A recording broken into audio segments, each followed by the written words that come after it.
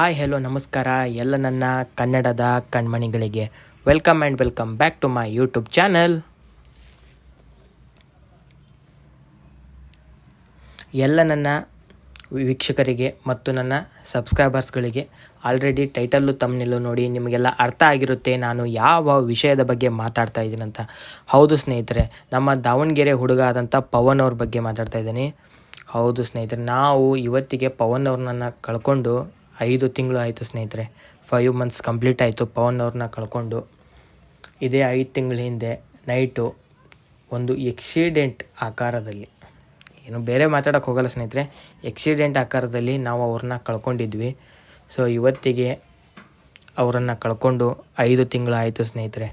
ಆದರೆ ನಾವು ದೇವರಲ್ಲಿ ಪ್ರಾರ್ಥನೆ ಮಾಡೋದೇನೆಂದರೆ, ಆದಷ್ಟು ಅವರ ಆತ್ಮಕ್ಕೆ ಶಾಂತಿ ಸಿಗಲಿ ಮತ್ತು ಅವ್ರ ಮನೆಯವರಿಗೆ ಅವರನ್ನು ಮರೆತು ಆರಾಮಾಗಿ ಬದುಕೋ ಶಕ್ತಿ ಕೊಡಲಿ ಆ ದೇವರು ಅಂತ.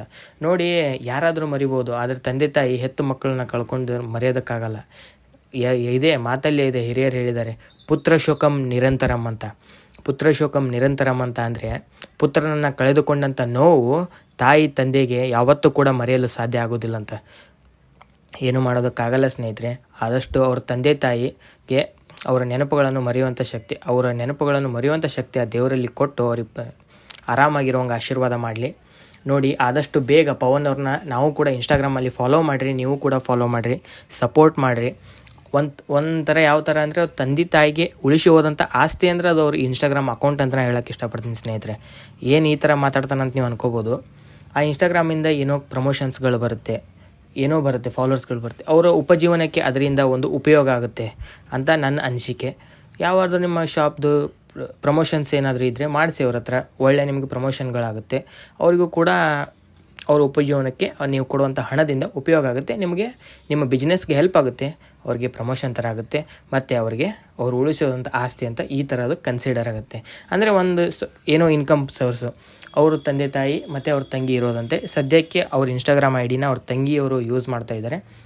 ಆದಷ್ಟು ಬೇಗ 1 ಮಿಲಿಯನ್ ಕಂಪ್ಲೀಟ್ ಆಗಲಿ ಅವ್ರಿಗೆ ಫಾಲೋವರ್ಸ್ ಅಂತ ಹೇಳಿ ನನ್ನ ಆಸೆ.